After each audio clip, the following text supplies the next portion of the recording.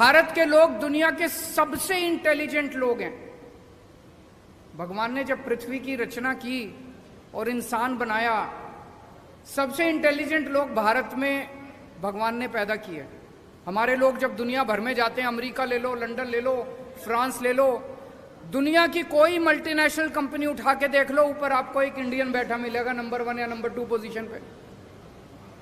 हमारे देश के लोग इतने इंटेलिजेंट हैं, इतने हार्ड वर्किंग हैं, फिर हमारा देश पीछे क्यों रह गया? भगवान ने जब पृथ्वी बनाई, भारत को सब कुछ दिया। भगवान ने सबसे खूबसूरत जगह भगवान ने भारत को बनाया।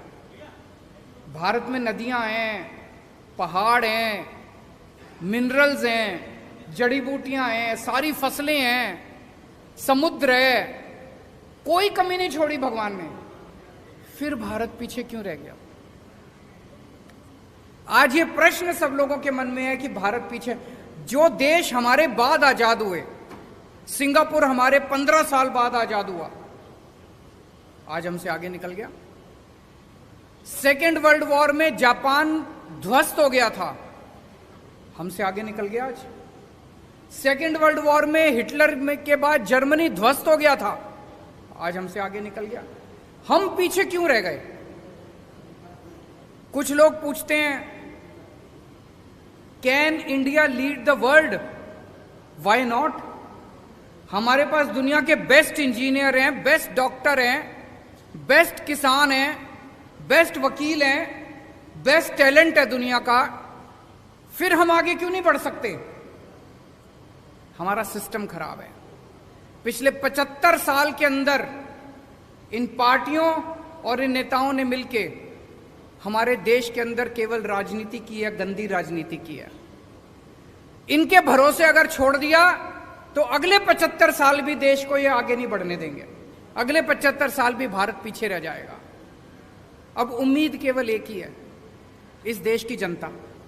अगर 130 करोड़ लोग एक साथ इकट्ठे हो जाएं तो भारत को दुनिया का नंबर 1 देश बनने से कोई नहीं रोक सकता। पूरा देश इकट्ठा हुआ था 1947 में। जब सारा देश इकट्ठा हुआ 1947 में, हमने अंग्रेजों को उठा के बाहर फेंक दिया। आज अगर हम सारे जने इकट्ठे हो जाएं, भारत को दुनिया का नंबर 1 देश बनने से कोई नहीं रोक सकता। उसी मिशन पे हम लोग निकले हैं। हम लोग देश के कोने कोने में जाएंगे, हर राज्य के अंदर जाएंगे और लोगों को जोड़ने की कोशिश करेंगे। लोगों को जोड़ने की कोशिश करेंगे। अगर 130 करोड़ लोगों को जोड़ने का हमारा मकसद है। इसीलिए मेरी सभी लोगों से अपील है, चाहे आप बीजेपी के हो, चाहे आप कांग्रेस के हो, चाहे आप आम आदमी पार्टी के हो, चाहे आप इस पार्टी के हो, चाहे उस पार्टी के हो, पार्टीबाजी नहीं कर रहे हम लोग। हमारा मकसद है जनता को जोड़ना। जो लोग इस देश को दुनिया का नंबर 1 देश देखना चाहते हैं, आप सब लोग इस मुहिम से जुड़िए। इस मुहिम से जुड़ने के लिए इस नंबर पे मिस्ड कॉल करनी है, 95100100। मैं दोबारा रिपीट कर दूं, 95100100। भारत को दुनिया का नंबर 1 देश बनाने का क्या मतलब है? हमें इस देश के हर बच्चे के लिए अच्छी शिक्षा का इंतजाम करना पड़ेगा। हमें इस देश में हर भारतीय के लिए अच्छे इलाज का इंतजाम करना पड़ेगा। हमें इस देश में हर व्यक्ति के लिए बिजली, पानी, रोजगार का, हर युवा के लिए रोजगार का इंतजाम करना पड़ेगा। भाषण देना बड़ा आसान है, मैं भी भाषण दे सकता हूं, दुनिया का नंबर 1 देश बनाएंगे, लेकिन काम करना बड़ा मुश्किल है, बड़ी मेहनत करनी पड़ेगी। और इन सारी चीजों में सबसे इंपॉर्टेंट एक चीज है, वो है शिक्षा। मुझे लगता है 1947 में हम लोगों से एक गलती हुई थी। जैसे ही देश आजाद हुआ, आजाद भारत को सबसे ज्यादा तवज्जो शिक्षा पे देनी चाहिए थी। 1947 में ही हमें मिशन मोड में, वॉर मोड में, हर गांव के अंदर, हर मोहल्ले के अंदर अच्छे सरकारी स्कूल, फ्री शिक्षा, शानदार शिक्षा का इंतजाम करना चाहिए था। लेकिन दुख की बात यह है कि आजादी के वक्त भी नहीं किया और अब 75 साल के अंदर भी हमने शिक्षा के ऊपर उतनी तवज्जो नहीं दी। लेकिन अब और इंतजार नहीं कर सकता भारत। अब हमें वॉर मोड में पूरे देश के अंदर अच्छी और फ्री शिक्षा का इंतजाम करना है। मैंने आज ही चिट्ठी लिखी है प्रधानमंत्री जी को। प्रधानमंत्री जी ने अभी 5 सितंबर को ऐलान किया कि 14,500 स्कूलों को केंद्र सरकार पूरे देश में अपग्रेड करेगी। बहुत अच्छी बात है, हम बधाई देते हैं उनको। लेकिन देश में 10 लाख, 10.5 लाख सरकारी स्कूल हैं। अगर 14,500 स्कूलों को किया जाएगा तो 100 साल लग जाएंगे सारे सरकारी स्कूलों को ठीक करने में। अब भारत इंतजार नहीं कर सकता। 130 करोड़ लोग बेचैन हो रहे हैं। मेरा उनसे निवेदन है, मैंने आज ही चिट्ठी लिखी है प्रधानमंत्री जी को, कि सारी राज्य सरकारों को एक साथ लीजिए और वॉर मोड में, मिशन मोड में हम अपने 10 लाख सरकारी स्कूलों को 5 साल के अंदर ठीक करके दिखाएंगे। इसका प्लान बनाते हैं। सारे सरकारी स्कूलों को शानदार बनाएंगे। दिल्ली में हमने सरकारी स्कूलों को ठीक किया, पूरे देश के अंदर भी ठीक कर सकते हैं। हम उसके लिए तैयार हैं। जो मदद हमसे चाहिए हम उसको करने के लिए तैयार हैं। दिल्ली में हमने कम पैसे में और बहुत शानदार स्कूल बना दिए। अब पंजाब के अंदर मान साहब सरकारी स्कूलों को ठीक करने में लगे हुए हैं, वहां भी ठीक करेंगे। पूरे देश के अंदर अपने को मिलकर करने हैं। देश में इस टाइम एक गलत ट्रेंड चल रहा है। जैसे हरियाणा के अंदर मौजूदा सरकार ने लगभग 190 सरकारी स्कूल बंद कर दिए। उसके पहले की केंद्र कांग्रेस सरकार ने 500 स्कूल, 700 स्कूल बंद कर दिए। इन दोनों सरकारों ने मिलकर पिछले कई सालों में, पिछले कुछ सालों में। सरकारी स्कूल अगर हम बंद करते जाएंगे तो गरीबों के बच्चे कहां पढ़ेंगे? कहते हैं सरकारी स्कूल में बच्चे कम आते हैं, कम आने लग गए। आपने सरकारी स्कूलों का ऐसा बेड़ा गर्क कर दिया कि गरीब आदमी अब अपने बच्चों को सरकारी स्कूल में नहीं भेजता। वो अपना पेट काट के 2 टाइम की रोटी कम खा लेगा, प्राइवेट स्कूल में भेजना चालू कर दिया। आप सरकारी स्कूलों को बंद करने की बजाय उनको शानदार बना दो। देखो बच्चे आने लग जाएंगे, अमीरों के बच्चे भी आएंगे। दिल्ली में अमीरों के बच्चे भी आ रहे हैं।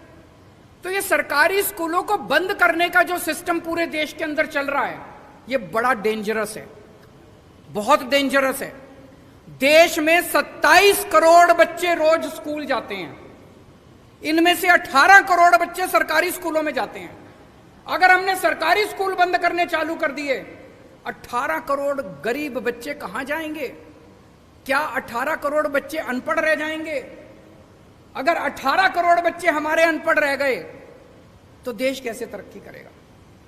इन 18 करोड़ बच्चे जो 10 लाख सरकारी स्कूलों में पढ़ते हैं, इनके लिए हमें शानदार शिक्षा का इंतजाम करना है।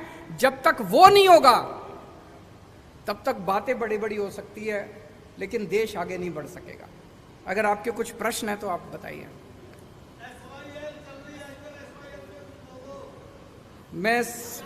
मैं जानता था जी आप SYL पे जरूर पूछोगे। मैं पहले 2 मिनट मान साहब को कहूंगा कि वो अपनी बातें रखें, उसके बाद मैं जवाब दूंगा। बहुत बहुत धन्यवाद, शुक्रिया सर। देश के सबसे क्रांतिकारी मुख्यमंत्री अरविंद केजरीवाल जी ने जो बातें की हैं, मुझे नहीं लगता इससे पहले किसी पार्टी ने 70 साल के, 75 साल के आज़ादी के समय के दौरान ये बातें उठाई होंगी, क्योंकि उनके मुद्दे धर्म से, नफरत से, इधर उधर की बातों से भरे होते हैं। शिक्षा की बात, स्वास्थ्य की बात, बिजली की बात, इंफ्रास्ट्रक्चर की बात, ये सिर्फ आम आदमी पार्टी करती है। जब छोटे होते थे तो अकेला दूरदर्शन चलता था, तो दूरदर्शन पे एक ऐड आती थी, मिले सुर मेरा तुम्हारा तो सुर बने हमारा। और उसमें पूरे देश के सभी वेशभूषा वाले लोगों को सम्मिलित किया गया था। एक पंजाब से भी था जो ट्रैक्टर पे जाता था, कोई तमिलनाडु से भी था, कोई गुजरात से भी था, कोई बंगाल से भी था। तो पूरे देश का सुर मिलेगा तो एक सुर बनेगा। यही बात आम आदमी पार्टी कह रही है कि अगर 123 करोड़ लोगों का सुर मिल गया एक बार, तो वो सुर जो होगा वो देश को नंबर 1 बना देगा। So make India number 1। Ukraine 25-26 साल पहले आजाद हुआ। हमें तब पता चला जब हमें वहां से बच्चे निकालने पड़े, अपने मेडिकल के स्टूडेंट्स को उनकी जान बचाने के लिए उनको वहां से लाना पड़ा कि हमारे इतनी तादाद में बच्चे बाहर जा रहे हैं।